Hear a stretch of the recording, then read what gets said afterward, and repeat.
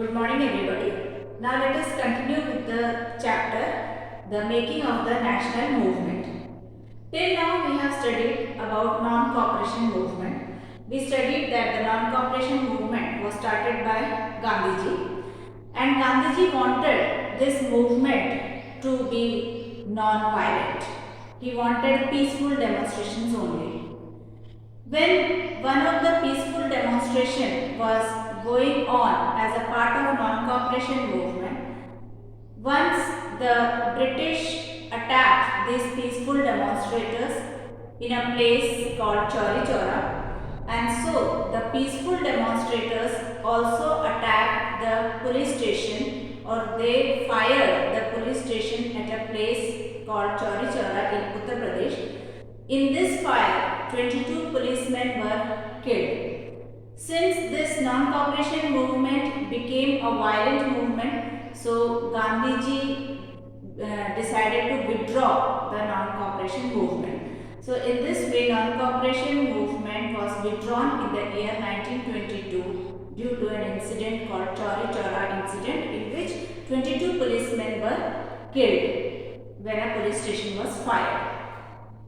Now, after the withdrawal of non-cooperation movement, Gandhiji decided to more concentrate on the constructive work in the rural areas.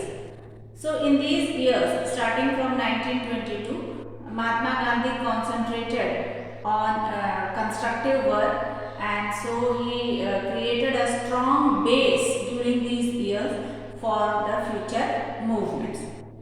Now, during that time, in the Congress, there were some leaders who wanted to continue this struggle, that is non-cooperation movement. So, some of those leaders who wanted to continue the struggle were Motilal Nehru and Chittaranjan Das. So, because these people had different ideas from other members of the Congress, so they formed a separate party within the Congress. So, C.R. Das and Motilal Nehru, they formed a party called Swaraj Party within the Congress, and the main aim of this party was to conduct or participate in the elections which were about to come. During those times there were legislative councils, and Indians were also allowed to contest in this legislative council elections. So, C.R. Das and Motilal Nehru were in favor of contesting or participating in this election process, so that they can enter into the legislative council, and from there they can influence the government policies. Now, during those times, one more important happening which occurred between 1922 to 1929 was the formation of two parties. One is Rashtriya Swayam Sevak Sangh (RSS) and Communist Party of India, that is CPI. Both these groups have their own visions about the future of India, or how the politics of India should go on. So that is one of the important incident during this period, that was formation of RSS and CPI. Now, during those times, one more important arrival on the scene was some revolutionaries. Bhagat Singh, Chandrasekhar Azad, Sukhdev, these were some of the revolutionaries who emerged during this period. Now, they wanted to fight against the colonial rule and against the exploitative rich landlords. And for that, they wanted to form an association of peasants and workers. So they formed an association called HSRA, Hindustan Socialist Republican Army.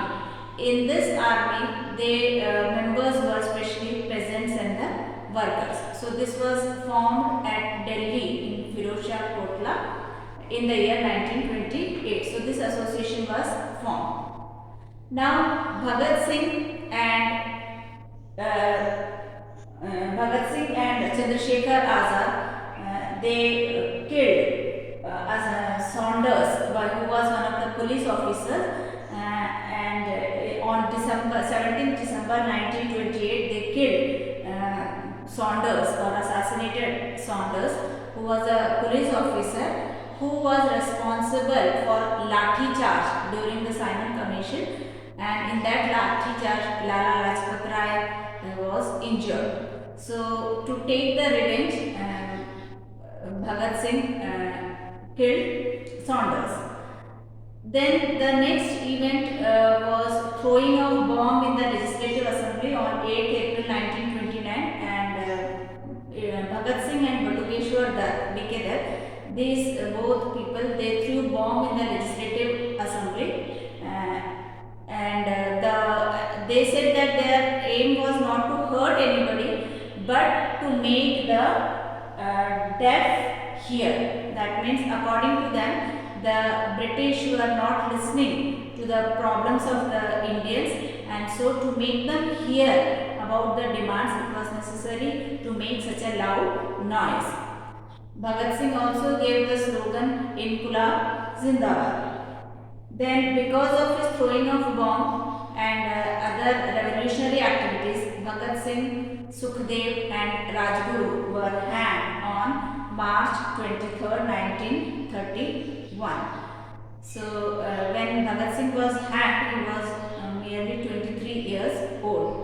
So this time period was also a time period of revolutionaries.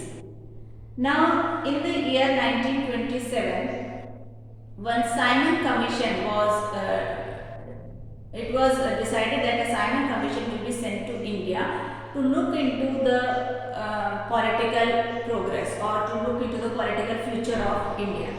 Now this commission was made in Britain, and when it was sent to India to look after the future developments of India, so there was no Indian member in that Simon Commission, and which was resented by the Indians.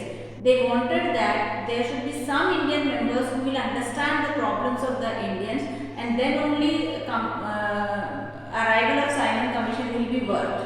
But since there was no Indian member, so when the Simon Commission arrived in India, it was greeted by black flags, and it was written Simon go back, and peaceful demonstrations were held, hartals were held on the arrival of Simon Commission. So this is also one of the major event in the Indian history when Simon Commission was greeted with black flag with written slogans Simon go back.